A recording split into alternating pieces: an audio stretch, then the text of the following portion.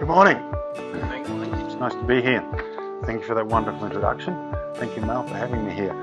I'm feeling a little mixed this morning. I'm actually quite excited about presenting this to you this morning, but I'm also very tired. And the reason why I'm tired is for the last 3 months I've been finishing off a book called The Strategy Book. And it is exhausting. And I got a little note from a guy called Jim Collins a couple of weeks ago, a handwritten note. No good to great, built to last, why the mighty fall. He wrote me a note and he said, congratulations on your book. Now, like all things in the world, there are 5 stages or 5 levels. If you know Jim's work, there's 5 levels of leadership, there's 5 stages of anything. He said, when you write a book, there's 5 stages. And the last stage is called the tyrant. How many people here have written a book before? I know you have, Brian, a few of you. Remember that last month and a half? Yeah, I see some really stressed faces, and that's where I've been. And so what I'm looking forward to today is just bringing some of the pages to life for you in the time that we have.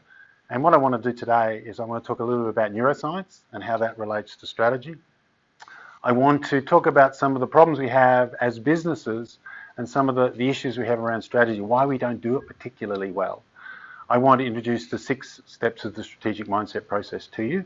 So a little preview of the book. And the last thing I want to do is, some of you were kind enough to take the minute to do that little SurveyMonkey survey, which gave me a bit of a read for the group. So I can relate that back to you at the end of the presentation. As I travel the globe, I work with different businesses, and over time I'm aware of the cycles of change that we go through in business. Who's seen this statistic before? Yeah, Peter has. Mal, 95% of businesses fail within 10 years. You think about that, that's a pretty horrific statistic. If we applied that to this room, be way 1 or 2 people in this room, the company you currently work for will still be here in 10 years. Now this looks at all businesses, including small to large. But even half of the businesses in this room today won't be here in 10 years. And there's a reason for that. And a big part of the reason for that is the lack of strategic focus in terms of those businesses. It's also the result of the human brain. But we know from neuroscience that our brains are essentially lazy. And what I experience in organisations when I start talking to CEOs and executive teams and I ask them about the marketplace that's out there, they'll give me a fairly clear picture of what it looks like. And the picture they give me this year and next year and the year after doesn't change much. So we have a look outside and we form a picture of what the future looks like, the official future, what the environment looks like outside, and then we tend to use that as the assumption for the way we move forward. Because our brains are lazy, we stop sensing. We create a picture of the outside and we don't change it. So closer to home, here's some research that was done by the Australian Business Chamber a few years back. And these are the reasons why businesses fail strategically. 79% of businesses said they didn't have enough time to do strategic planning. And I would argue they didn't prioritise time to do it. They got busy majoring in minor things. And the other thing they said is they didn't have the skills in-house. And I think that's a fair criticism, that we don't have the skills in-house. So we don't do it, and we don't allocate time for it. So this little cartoon's quite interesting. It's like, how many of us have been involved in that situation where we problem solve and we look at the ideal customer and we work out what we want to do. We're there for a whole off-site for a whole day or 2 days, and the facilitator says, crikey, we've got an hour and a half left, or we've got 10 minutes left, let's do the strategy. Who's had that experience? Yeah, I'm seeing some heads nodding, which is not the best way to formulate strategy. Right? So when I do strategic planning with organisations, I space it out. I have 3 processes, and they're 2 weeks apart. So we come in for a day, come back after 2 weeks. So we have a chance to evolve it rather than race it out the door in 10 minutes. And I've got a question for you. How many people here think that strategy is important for their organisation? Just show your hands. Okay, about 95% of the room, which is what I would expect. And how many people in the room believe that they are good at strategy, at doing strategy? How many people believe they're good at doing strategy? 1, 2, 3, 4, 5, 6, 7. So just under half the room, all right? And how many people here believe that their organisation does enough to support you in being strategic? How many people believe their organisation does enough? Does your organisation, if you think your organisation does enough to support the strategic development of your personnel, put your hand up. So 3 of you, it's usually around 10%. So you guys are about on the money, all right? So this is what I find when I talk to groups, that there's something that's really important, but we don't actually invest too much time or money or energy into it. So that's why I decided to write this book, because I think this book is going to have far-reaching implications for all sorts of businesses. All right, 3 more questions for you, and then I'll get into a little bit more. What percentage of your time, if you think about it, do you spend looking outside and externally from your business? I'm going to jot it down or make a note of it. But what percentage? Is it 5%? Is it 10%? Is it 20%? What percentage of your time on a daily basis do you spend looking outward and externally? So come up with a number. All right? The second question is, what percentage of the time that you spend looking outward and externally, of that time, what percentage of that time is spent considering the future 5 or more years ahead? Of the outward looking time, what percentage of it is concerned with the further horizon? So that's another percentage. The third one I want you to think about is, of the time you spend looking out and external, forward into the future, with that time, how much of that time do you spend building shared, tested perspectives of the future on a firm-wide or a company basis? What percentage of that time do you spend doing that? And when I ask these questions of different groups, I find that CEOs, on the whole, will spend about 40% of the time being concerned about what's happening outside. And I see some heads nodding here saying that's what a CEO is supposed to do. Accountants a little less, lawyers a little less. Considering the world 5 years ahead, again, CEOs, they do that. Accountants also, lawyers a little less. And then in terms of the third question, shared tested perspectives of the future, again, dropping away. Now what we can do with these 3 percentages is we can multiply them together, because the last one was a subset of the second. So what we do when we multiply them together, what we get, CEOs spend about 2.4% of their time, outward and external, 5 years into the future, building shared tested perspectives in that time frame, in that window. Accountants 1.2, lawyers less than 1%, a third of 1%. And I've done quite a bit of work with lawyers in Brisbane recently, and what's interesting is they're not particularly strategic. The major accounting firms in the world set up legal practices 2 years ago, and the lawyers downtown said, how did that happen? They didn't even see it coming. And there's wonderful cognition technology today that will replace lawyers like that. It will be more accurate, more affordable. And what are the Australian legal community doing? They're putting their head in the sand and saying, we don't want to listen. We don't want to hear about it. And because they're staying in that sort of, we don't want to look at the future. We've got contracts in place to handle it. We're not going to worry about it. Means that the future is going to bite them in the proverbial in the very near future. So these are examples of different groups that have different orientations in relation to strategy. And the more strategic you are, the more likely you are to survive. I want to talk a little bit about survival. And to survive and thrive, I came up with the six-step strategic mindset process. So it had 3 phases. So when I'm working with an organisation, the first day is all about sensing and seeing our environment. We don't formulate any plans, we just try and get a clear, dispassionate view of the future. Not one we want, not one we're passionate about, how it is, a reality snapshot. We spend a whole day on that. Then we go away for a couple of weeks and we come back. Then we do another day on connecting and planning. We connect with stakeholders. We plan what we're going to do around our future strategy. Then we go away and then we come back and then we do the focus and the movement. And you'll notice with that diagram there that it's not a sequential process. It's not a linear process. It's a cyclical process. Strategy is not set and forget. Strategy continues on and on. So if you've got a strategy process where you go off site once a year, that's better than nothing. Quarterly is even better. And in this day and age, you need to be going around again. Once you make a move, sense what happened in the environment rather than assuming you know what's going to happen. So the strategic mindset process we're about to go through is about that. But before we do that, I want to introduce Wilma to you. This is Wilma. And anybody know who she is? You do, you can't say. What sort of species is she? Please, it's up on the slide. Was she a Homo sapien? So what was a distant ancestor of ours that died out about 50,000 years ago? Anybody remember? Neanderthal. So this is a replica of a Neanderthal skull found in France. All right. I bought it from the UK for £300 to help demonstrate something, and I'll do that in a minute. So Wilma doesn't exist anymore. She's a Neanderthal. She died out 50,000 years ago. And the reason why she died out 50,000 years ago is that good old Whitney was a distant cousin of hers. In fact, they had common ancestors, Homo erectus here. So this area here is our common ancestry. But what you'll notice is that Wilma finished up, she left Africa and she finished up in France and in Europe. And she became more thick-set, she acclimatized the condition. And Whitney stayed in Africa for another, 250,000 years. But at some point, she went global. And what we know about our species and what we know about our planet, we know about business. When things go global, there are winners and there are losers. And we've gone through a lot of global change in the last 50 years. And when the Homo sapiens got into Europe and they ran into the Neanderthals didn't survive. They weren't as strategic as the Homo sapiens.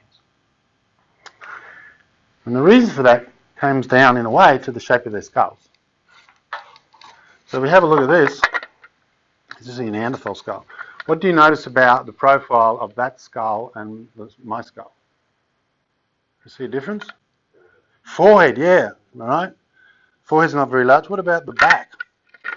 Elongated, yeah. So there's implications for what you can fit inside the skull. Now, I was going to ask Wilma to say something, but her jaw's broken. And we can see that a Neanderthal brain is probably more like an NFL football in terms of shape. And a Homo sapien brain is a bit more like a basketball. It's more round, all right, for those of you that are into sports. And consequently, what happens inside the skull is a bit different. You can see the Neanderthal illustration there. The hindbrain is somewhat larger and elongated. In the Homo sapien, the forebrain is larger and there's more real estate there. And what we know about the brain is there are different functions that brains perform. And the hindbrain contains the occipital lobe that helps us see and the parietal lobe that helps us sense our environment. So Wilma had night vision. She could see things in the dark that we couldn't see. And she was highly sensitive to her environment. So she was quite on edge in terms of being able to see what was going on. But she didn't have the same frontal cortex as us. So when we came along, we were able to connect and plan in limited warfare situations, and we could surround her and we could wipe her out because she wasn't able to connect and plan the same way we do, which is the gold area. And then the midbrain is slightly different. In the midbrain, we have our basal ganglia and our cerebellum, and those centers are responsible for coordination, balance, agility, and a little bit of motivation. So we're more motivated, we're more coordinated. All right? So if we look at those three areas of the brain and come back to our strategic mindset process. So we need to sense and see our environment. We need to connect with others and we need to plan what we want to do. And then from our midbrain, we need to coordinate, focus and move. So I've mirrored this process from the brain, and the Neanderthal story reminds us that while we're very good here, we lack a little bit here, that they were better at us at sensing the environment. And what I notice in business is that's the thing we do worst. We're quite good at planning, coming up with ideas, taking a lot of action, but we often miss out on these first two steps. Does that make sense? Yeah. So what I want to do now is I just want to go through the 6 steps with you, and based on the survey results that I came in, I would imagine that there'll be 1 or 2 slides in this presentation that'll be, wow, we need to do that at our place, or we don't do that particularly well, or we need to do more of that. So as we go through, maybe just make a note, try and take 1 or 2 things away that you think you could apply straight away in your business. You won't be able to do the whole 6-step process. You might want to take some things to help move you along. So the first question is, can we survive our environment? And that's a question that Wilma had, and it's a question that we have to have in business. Can we survive? Once we answer that question, we answer the other 2 questions. Can we predict our environment? Can we change it? If we're not going to be able to survive our environment, then we should withdraw. I've seen a lot of businesses where they weren't going to survive, but out of false pride, they continued on, burnt good money after bad. So if we're not going to survive, we need to pull out. But if we can survive, we need to revisit the question, is our industry still attractive or is it in decline? And if we need to revisit our return on investment or opportunity cost. But assuming we believe we can survive and the cash flow is going to be okay, then we're going to ask ourselves a question about how do we approach our environment at a first step? When we sense it, how do we approach it? And we can look at predictability and changeability along 2 dimensions. So for example, if the environment we operate in is fairly predictable and that our customers don't adapt to change very well, they're fairly fixed in terms of the way they see the world, then our strategy is going to be grow big or go home. We need to scale up what we do so we can capture economies of scale. On the other hand, if our customers don't change much, that the market doesn't change a lot, but it's unpredictable in terms of what's going on, we need to be agile. We need to find creative ways to meet existing customer needs. So that's an agile approach. And as these names come up, you might say, oh, that's what we do, or that's what we should do. Then if our environment is such that customers will change quickly, or we've got a view of the future customer and we know their needs better than they do. And if we know the needs of the customer in the future better than they do, then we can change their view of what they need to do. So a build it and they will come approach. So the series of products that came out from Apple is a really good example. Steve Jobs knew what we wanted better than we did in terms of what he brought out.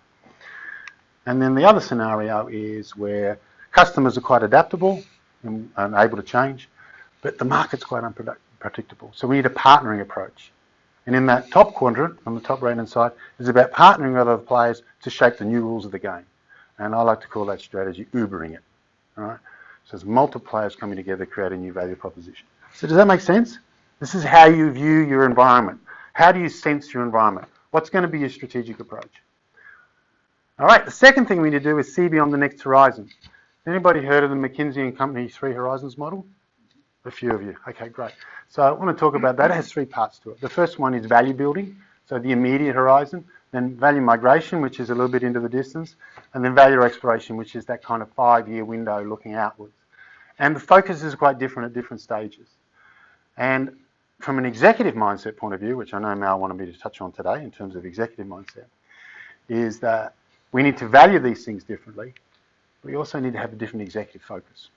So as a CEO, if the process of scaling up the core business can be delegated to a COO, that frees you up as an executive CEO. If, as a CEO, can delegate the process of value migration over to a CFO who can do net present value calculations, internal rates of returns, things like that, then that frees you up to just hang out in that 5-year space, that future space. So ideally, a CEO's focus needs to be on the exploration horizon, not getting dragged into operational issues. Particularly if your market is challenging, you need to be ahead of the game. And these things need to be done concurrently. And I do see organisations where CEOs are trying to do all 3 things at once. It's like, all right, I'm doing some core builders building. I'm over here doing some migration. Come on, everybody. Oh, exploration. What's coming up now? Whoops, I need to fix this one over here. So they're just constantly torn between different things.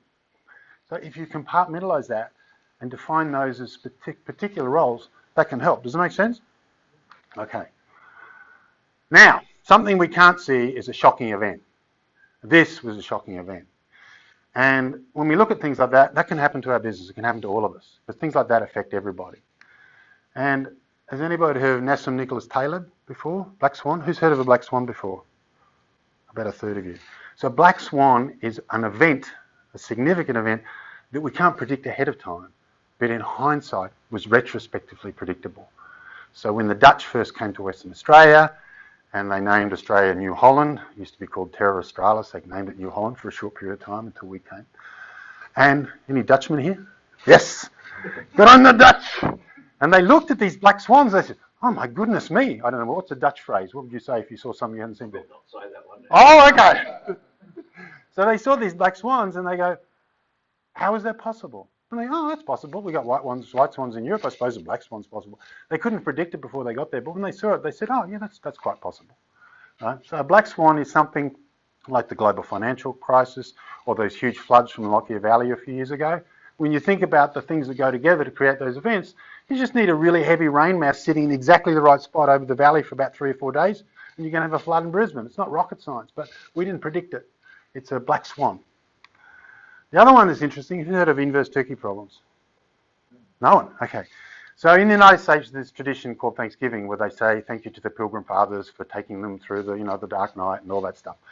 And what they do is they get these little turkeys in December and they feed them up and they pet them and they give them to kids to play with and they groom them up. And they feed them heaps and the turkeys go, this is a really good life, you know. And then the 22nd, 23rd of November comes around. And soon, their Thanksgiving lunch, along with apple pie and pumpkin pie and all the other good things they do. So in business, we can get into a frog in the pot, inverse turkey problem, is that everything seems to be going really well. And everything we're sensing in our environment looks really good, but we don't see the hatchet and the blonde coming over the hill. All right? So those are things to be thinking about sometimes. Every now and then think about the black swan. Every now and then think about whether you're going to be an inverse turkey or not. All right? Step 3 is about connecting with stakeholders and customers. The most important stakeholder is the customer, and they come in different varieties. We've got regular customers, we've got raving fans, and we've got terrorists. And it's important to have a relationship with each of them. When I do cultural change programs, when I do strategic planning programs for organisations, if I'm interviewing 100 staff, I'll say to the GM or CEO, can I have 10 ex-employees? Oh, why would you want them? The information they give me is gold. Or the ex-customer, because they've got all the things that everybody else won't say. So you need to understand what the people that are saying nasty things about you and your business are saying, because there's a lesson there to be learned. You also need to put a lid on it sometimes and convert them back. Stakeholder, these are key stakeholders you need to think about. Your partners in the business, shareholders, employees. A stakeholder group that often gets left out are the regulators and the policymakers and the politicians. And if you have a relationship with them, you can help shape the new rules of the game that your industry plays in and the way you're going to play the game. Now, you need to do this ethically, of course, but if you can find an ethical way to build relationships with influencers, then you can make the pie bigger for everybody and create a better product or service. Now, there is a stakeholder, which I didn't talk about yet, and they're competitors. I want you to imagine for a moment that you've just started a small business and you bought yourself an ice cream van and it's 43 degrees and you're heading down to Long Beach, Coolangatta, somewhere near the Gold Coast or on the Sunshine Coast, even better. Much nicer place to be. Where's Peter? There you are. Yeah, you head up to the Sunshine Coast and this is what's a beach that looks like this with the mountains in the background. Could be Noosa, right? Noosa Beach, nice long beach. And you see, there's already 2 people there selling ice cream. So you've got a choice. You can go and park your ice cream van way over the other side of the beach, up one end, or way down the other end, or you can park your van right next to the other 2. So how many people want to put their ice cream van a little bit further away from the competitors so you could have some new fresh, uncontested market space? How many people would like to do that? Yeah, 1, yeah? All right. What about the rest of you? How many think you should park right next to the van? All right, and how many are undecided? A few of you. Okay, all right. Well, as it turns out, if you put the 3rd ice cream van on a busy beach like that, you'll grow the size of the pie for everybody. Because when you set up next to your competitors, you demonstrate social proof that this is a valid purchasing decision. If there's 1 van, people say, I don't know if the ice cream's any good. If there's 2 vans, it's like, I've got a choice. If there's 3, it's like, wow, this is the place to get ice cream. And everybody finds out about it. And this is why there's 59 theatres between 7th and 8th Avenue on Broadway. And this is why there's dozens and dozens of Chinese restaurants in the Chinatown district. But you can have a really good Chinese restaurant in a busy location somewhere else, and it doesn't do anywhere near as well as any one of those restaurants in that Chinatown district, as long as everybody differentiates a little bit. So if you go to these big malls and shopping centres, you'll find that Telstra and Optus and Vodafone, they're all next to each other. And I call this the ice cream vans on the beach metaphor. All right? So we need to understand our competitors, because we can grow the size of the pie for ourselves and everybody else. And if we've got the best product, we can have a bigger slice of the pie that we create with them. All right, moving on. Step 4. I want to talk about planning in relation to value chains, value creations, and value curves. And I'll go through them. Who here doesn't know what a value chain is? Everybody know what a value chain is? Fantastic. All right. So here's some example of value chain integration. So Apple's claim to fame is the quality of their product. That's what they pride themselves on. Quality, product, and these days, service quality. So the way they did that, to support that, is they forward integrated into retail stores. They got rid of their old reseller network that had problematic service, and they created these geniuses, and they forward integrated. It was a good move. They backward integrated into chip manufacturing. And because they weren't originally Motorola, they had some early problems with some of their chips. But I think that's been a successful backward migration to China. They do a lot of that now in China. They've got the quality issues sorted out. They're not burning any phones or doing anything like that. And then horizontal integration is where there's an activity in the value chain where we can actually create a whole product category or service from that part of our business. And Apple did that a little bit with music, but they've done it more recently with memory recycling. All those phones and iPads and when they come in, they've made more money in the memory industry than any other chip provider in the world through their recycling of our chips we give back to them. So they're actually in the memory business, as well as the phone and iPad and computer business. Good, you right? There we go. Thank you. That's right. I've got to look after the photographer. I won't look good without him here. Claim to fame for Google is customer intimacy. Who has a Google Home Mini in their home? Be careful what comes out of your mouth. So they've forward integrated into the Mini. It gets more and more intimate with Google every day. I don't have a Mini and they still know what I'm up to. It's like, how do they know I want to go there? I didn't say anything. In terms of their operating system, they created Chrome, which goes closer and closer and closer to your machine and closer to your process. It's an operating system that's going to take over your computer. That's a backward integration move. And then we don't use a street directory anymore. We just Google Map, which is an example of horizontal integration. Right? So in your business, what you find is there are different ways you can move along the value chain.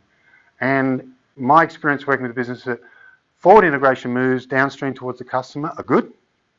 If you've got a really clever idea that you can horizontally integrate up, that's good. Backward integration is often problematic. It's a really hard thing to get right. So if you've got a choice between going towards the customer or going back towards your suppliers, be careful heading that way. Right? But going this way is good, unless there's a really clear synergy. But again, someone could cut your lunch in that space. So horizontal integration, forward integration is really good in terms of creating value. And there's an example there with Amazon. Who's been into an Amazon Go store in California or Oregon recently? It's mind-blowing. There's an app on the phone. You just walk in and you just pick up what you want, and the phone just records all the items for you. And you walk out and it debits your account. You don't have to talk to a human being or a machine. It's all done on the phone. It's mind-blowing. And they're moving into banking very quickly. When I wrote my first book, I don't know, 10 years ago, Amazon had just created something called CreateSpace, which is a backward integration into publishing. So I could publish with CreateSpace, and then they would load it up onto Amazon, and people could buy my book on Amazon. All right? Now, I'm now publishing with another company that's related to Amazon. I'm not using CreateSpace, I'm using something else because someone else cut their lunch in that space because they backward integrated. But Amazon is in the digital infrastructure business. That's their claim to fame. So if we look at them, they're forward integrated into banking and global shipping. I think they're like 450 747 cargo planes now. So watch out, Federal Express and UPS. Amazon is taking over that digital marketplace. They've also got quite a bit of the cloud business as well. Okay, value creations. Here's some really cool value creations. I'll go through them very quickly. PayPal challenged the assumptions that if we wanted to transfer money between us that we needed to use a bank. No, we don't. We can send money to each other via PayPal. We don't need a bank anymore. You can use one if you want. And then Mikey and Apple got together and they took unrelated things like shoes and iPods and put them together. It's a nice creation. And then in the late 1990s, there was this crew from Audi that had this racing car in the 24-hour Le Mans race where you drive this car for 24 hours and see who can do the most laps. And they weren't catching the McLarens and they weren't catching the Ferraris and they were having all sorts of problems. And they said, okay, what if we place a constraint on ourselves? What if we say, we accept the fact we'll never produce the quickest car or the fastest engine? What would happen if we were the slowest car on the track? They reverse direction. What would that look like if we were the slowest car on the track? Because we're getting close to that at the moment. So they stopped trying to make the fastest car. They made the most fuel-efficient car. They made a diesel engine. And what was really interesting about making a fuel-efficient diesel engine is they get more Ks per kilometre, more laps per hour. Because they weren't ripping around the track at huge speeds, the mechanical breakdown was a lot less. So they had less pit stops for repairs, changeover of tyres and things like that, and they had far less petrol stops. So they won the next 3 Le Mans races in a row until the other guys worked out what was going on. So if we impose constraints on ourselves and then reverse the direction, we can get some interesting synergies. Does that make sense? So that might be an idea to take away today. It's like, okay, how will I apply that to our industry? We've been trying for 15 years to be number 1 or 2 in our industry. Let's assume we're never going to get there. Let's assume we're always going to be the whatever. What happens if we reverse the direction and go that way? What other value could create? There's an engineer called George de Mestral. He used to hike through the Swiss Alps with his little loyal dog. And at the end of some hikes, he'd have these cockleburs in his socks and in his dog's fur, and he would sit there for hours just flicking these things out. And they had little hooks in them. He flicked them out, flicked them. And one day he looked and said, that's really clever. That one was really hard to get out. But yet, if I turn it on an angle, it comes off really easy. He said, I reckon there's a room for a consumer product here. And he invented Velcro. And everybody has something with Velcro in it. All right? So this is mixing metaphors between contexts. So this is how we can create. We can plan that way. The last one I want to talk about is my favourite axe to grind, which is the law profession, is along the key factors on the bottom of the things that you would traditionally find in law firms. Opulent offices, large teams, lawyer stress, partner profits, graduate burden, training graduates, and expertise in certain areas. So traditional law firms were very strong on those factors, and very weak on the green factors. And the green factors are things we see more and more in law. They've been created. They're being raised in terms of the product offering. Affordability of the service, workplace flexibility so our workers aren't so stressed out, standardised contracts, smart use of technology, things like that. So the new law firms, which are out and about now, you may be doing business with them, is they're saying, look, we don't need these traditional factors. We don't need a lot of partners. We don't need to train graduates. We don't need expensive downtown offices. We're going to do it from home. We're going to be that way. And yet we're going to add all these extra things that customers seem to want. And then in the not too distant future, it'll be web self-service law. We'll just jump online, put in our information. We'll get a bunch of questions and requisitions coming back from an AI engine, and off we go. So these are examples of value curves. And you can change the value curve for your own business by putting down the factors that are important for your product or service in your market. And then you can add or subtract factors depending on what you think the future looks like or what you want to create. And then you can curve it. Say, do we want a high level of this or a low level of that? So we can increase or we can reduce, we can eliminate or we can add something new. And that's a value curve. Who's heard of Blue Ocean strategy? So this is straight out of the 4 actions framework for that. That's how you apply that. The 5th step, how are we going for time? We're going good. Often what happens after the strategy process, we have to communicate the strategy.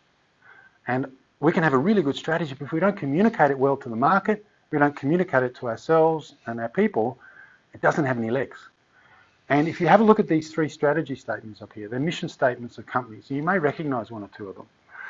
But what I've done is I've broken down the language there into objective, which is in the white, scope or domain in which we want to operate in the blue, and then the advantage, what's our point of difference, and that's there in the yellow. And if we have a look at the first one, anybody tell me who that business is? We sell a wide range of well-designed functional home furnishing products. Its price is so low that as many people as possible will be able to afford them. IKEA. Well done. Good European company, that one, isn't it? All right, what about the next one? A little closer to home. Our strategy is to own and operate large, long-life, low-cost, expandable, upstream, this way down the value chain, assets, diversified by commodity, geography, and marketplace. Yes, bingo, BHP, well done. So first 2, pretty easy to work out what business they're in. What about the last one?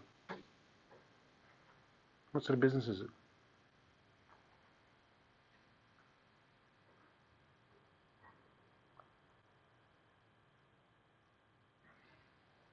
What business are they in? We have an in-house team of over 70 specialists across a variety of disciplines that work together with our legal teams and clients to design and deliver integrated, innovative solutions. It's a law firm. I got it off the website of a law firm in this country about 1.5 years ago when I had to give a presentation to the Queensland Law Society. I can't remember the name of the firm.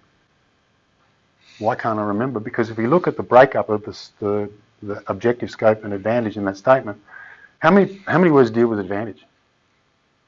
2. How many words deal with objective? 1, 2, 3, 4, and a few linking words. 4 words. Mainly about the domain and the scope in which we operate, but it doesn't differentiate them. It doesn't inform anything to the market or their people about what to do. It's just motherhood and apple pie type stuff, or should I say fatherhood and apple pie. Strategically, it's inept. You see that? So if you think about your own mission statement, can you bring into your communication to your people and your marketplace what you do in terms of scope, advantage, and domain? All right. Anybody seen this before? This is a product versus market 2x2. It's been used forever and ever. And you know, we say if we're working with our existing customers, with our existing products, then we need to penetrate our existing market. And that's our strategy. We have a market penetration strategy. If we are interested in going overseas or new markets in Asia with our existing product or service with us, then we call that a market development. And we move up to the top left. If we're sitting here with our existing customers, in the future our customers want this product and this product, we need to move forward in terms of product development and innovation, then that's a product development strategy. And either moving penetration development or market or product development are great. But if you do both at the same time, we finish up in the top right-hand quadrant. And that's called diversification. And from a strategy point of view, that's a disaster. because we're not getting good at one or the other. And the little curved area there beyond our base where we operate from today, that little curve, I call that the zone of sensible excitement. That's the space where we can get excited. We can do some market development, qualified. We can do some product development, qualified. But we don't want to reinvent the wheel. We don't want to do something really radical and different because we have to start again. All right? So again, focus is really important. If we focus on the wrong target, then we're not going to end up where we need to be. Step 6 is really about leadership. This is the executive piece. This is a guy called Darwin Smith. What's miraculous about this slide is not so much the share price that went from like $3 to $40. It's the length of his tenure. How long was he CEO for? 20 years. Anybody know a CEO that's had a job for 20 years in the last 20 years? It's like, you know, we put the girl or the guy in for 3 years and it's like, well, I haven't got the results we want. The board says, next. What happened to the share price in his first 10 years? It went up. Didn't go down a lot, but it wasn't spectacular. His board wasn't as aggressive as the boards we have today, who want triple-digit growth and things like that. We want to ride the technology curve up. These CEOs are under so much pressure to deliver, and if they don't get the exponential results straight away, then they're out. But the problem we do, as we churn CEOs over, we throw away all that learning. Every time we throw a CEO out, we throw away the learning. And we start again with some other person. But Darwin Smith had 20 years.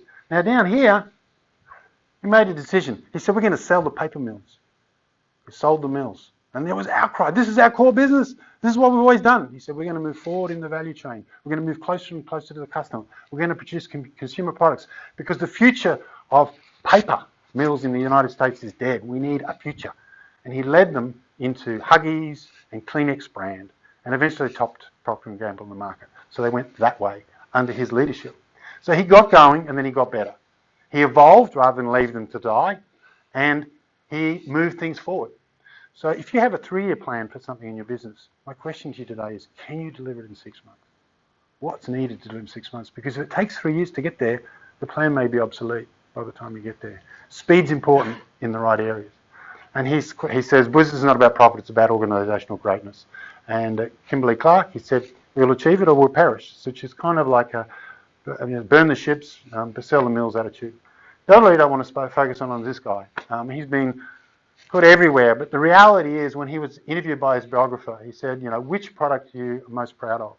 Jobs said, I'm really proud of the team I built at Apple. And that's really the key to leadership. If you can attract the right people and you can lead them, then you build a successful business. So as a leader, in relation to strategy, aligning people with the strategy is one of the most important things you can do as a CEO and a leader. If you blame people for failure, if the board blames you for failure, that's a very short-sighted view.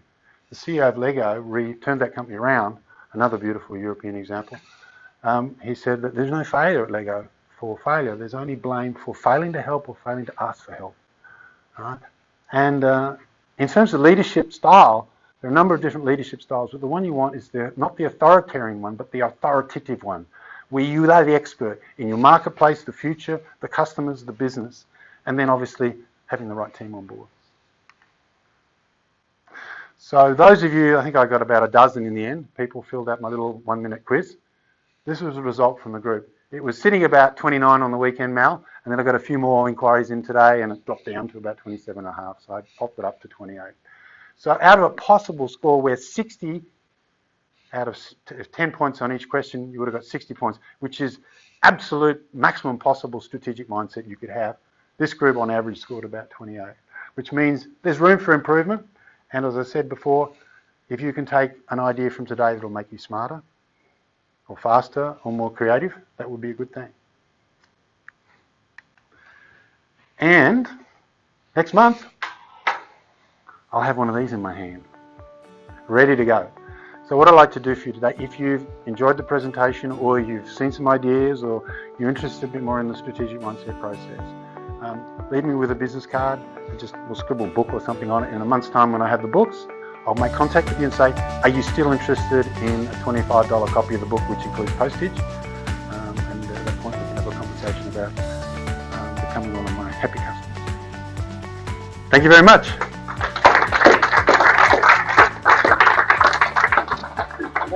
Thanks very much, John, and I'm sure that you've